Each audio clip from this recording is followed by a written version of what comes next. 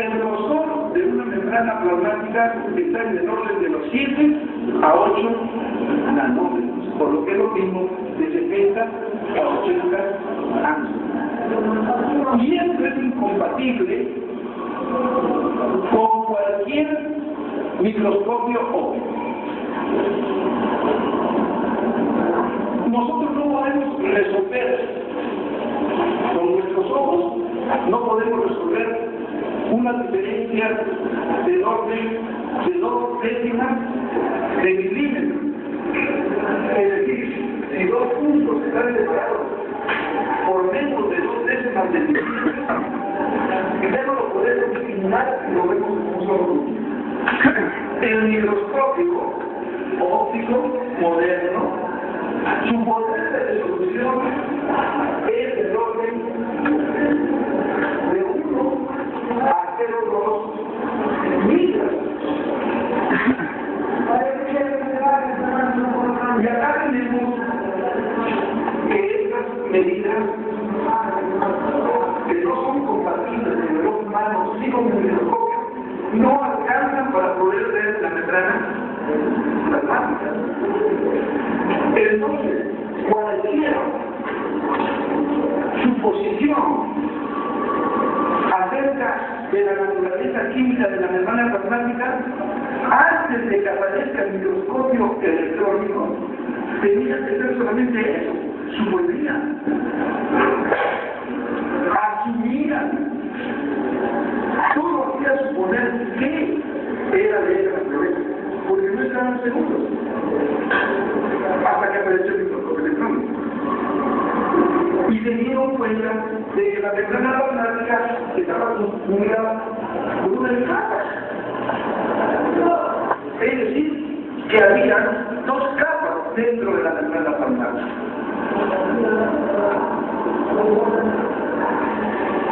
Y asumían que esas capas deberían estar constituidas por líquidos. Después se supo que no eran cualquier líquido, sino que poco líquido. Pero desde que se asumía que la capa era líquida y que algunas proteínas estaban ahí inmersas, se propusieron modelos. Los modelos más cercanos, para no ser muy detallistas, son 3. En este orden. El primero, el modelo del sándwich o del emparedado, que decía que era líquido, otro líquido y en medio las proteínas, como un emparedado, como un sándwich. Pero daba la sensación de rigidez, daba la sensación de estatismo. Y la rigidez y el estatismo son incompatibles con las funciones de la membrana plasmática. Y fue desechada. Daniel, Lapson, Gordon, Porter, que manejaron este modelo. Si bien es cierto, lo hicieron en los amores del siglo XIX, allá a finales del 1800, se descartó este modelo. Pero tuvo mucha vigencia. Después vino otro, parecido a esto, por eso no se sabe, que es la unidad de membrana, que decía que todas las células tenían la misma estructura, unidad de membrana. Pero no proponía un modelo. En 1972, Singer y Nicholson, perdón, 1972, Singer y Nicholson proponen un modelo que es extraordinario para aún ahora. Ya lo era para 1972 en la que lo propusieron. Se llamaba el modelo de mosaico fluido.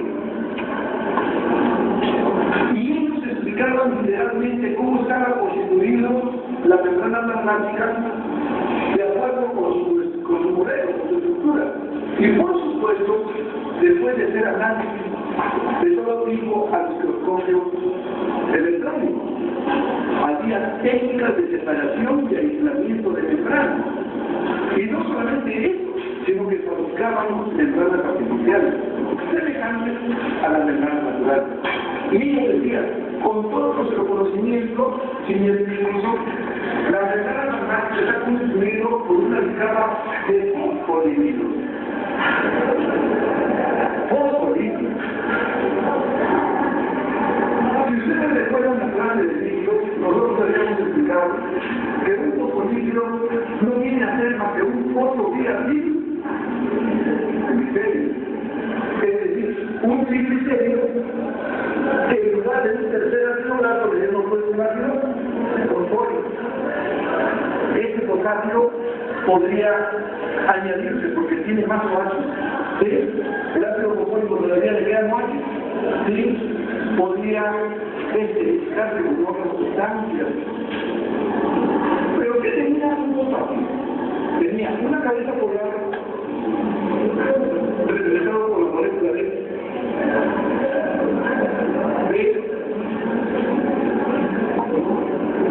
¿qué tenía un fosfolípido? Tenía una cabeza polar representada por la molécula de fosfato. ¿Sí? Polar, y si era polar, ¿qué cosa era? Del texto acabo. Hidroxilina, que se oponía a otro extremo que era apolar y que estaba representado por las colas de los ácidos grasos, que siendo polares eran apolar, hidrofóbicos. ¿Cómo se llaman esas moléculas que tienen extremos hidrofóbicos e hidrofílicos? Eran moléculas antipares. Conocimiento previo. Estos son los fosfolípidos que estructuran la capa distinta. Por supuesto, identificados como otras sustancias. Por ejemplo, si la otra sustancia que se identificaba al ácido fosfórico era el inositol, se llamaba fosfamidin-inositol. Si se acoplaba a una serina, fosfamidin-serina. A una colina, fosfamidin-colina. Entonces, todos estos fosfolípidos, fosfoglicéridos, constituían la bicapa en la membrana plasmática y en la que las cabezas hidrofílicas se colocaban hidrogenados de agua, que en el espacio extracelular, ¿sí? Y en el espacio citosólico. O sea, donde hay agua alrededor de una célula, alrededor de ella y dentro de ella. Por eso es que las cabecitas hidrofílicas buscan el agua y se oponen al agua las colas citosólicas. Y que además, fíjense cómo es la naturaleza, estas colas hidrofóbicas aunan el esfuerzo para excluir el agua de su entorno.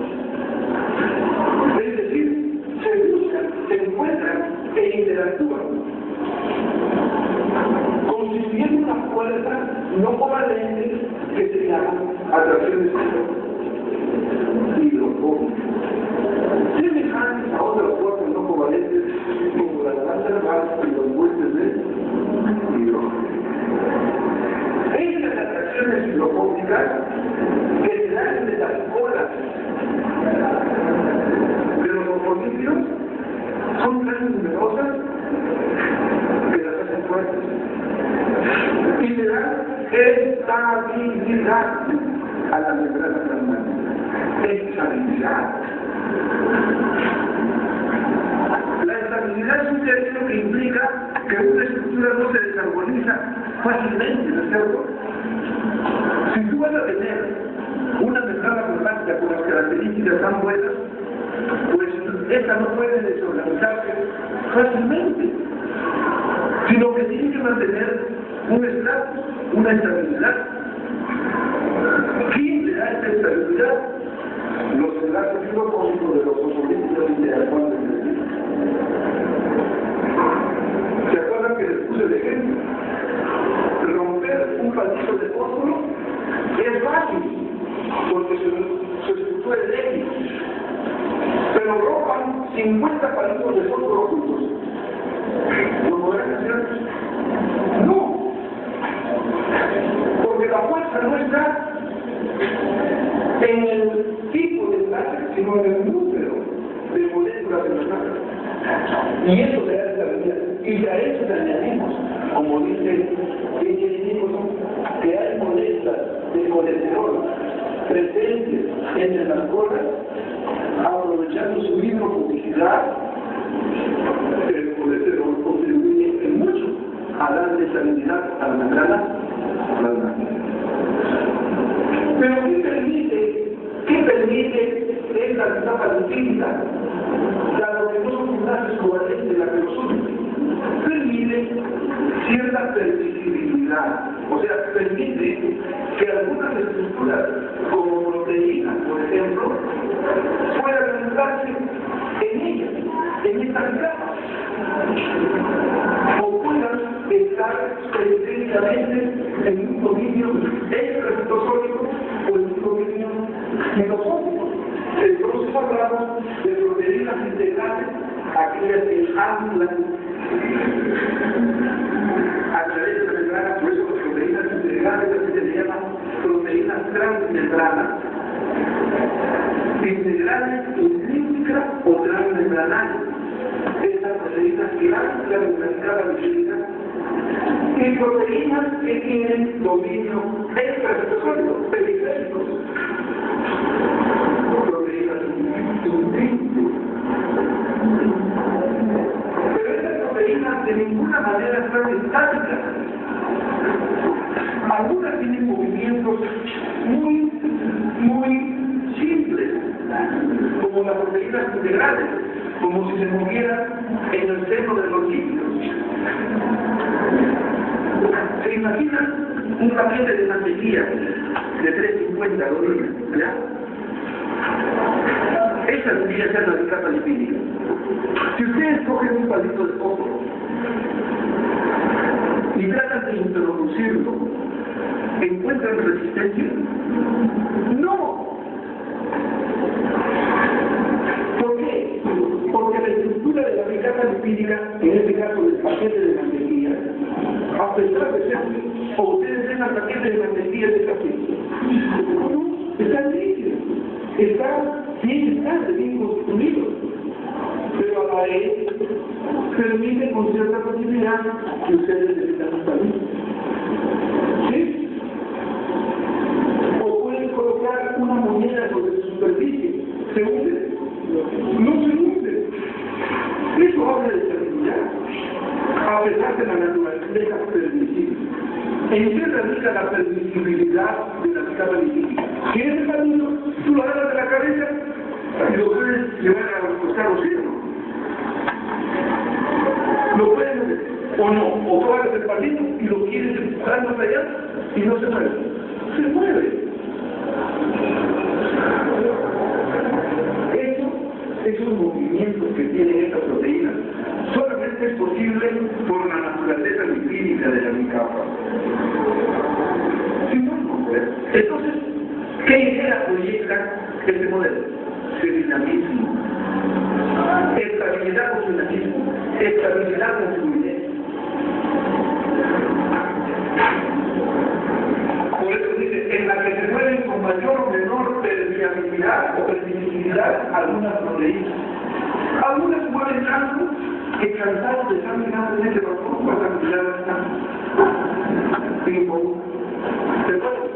Proteínas que se mueven de una cara para la otra. Si encontramos dos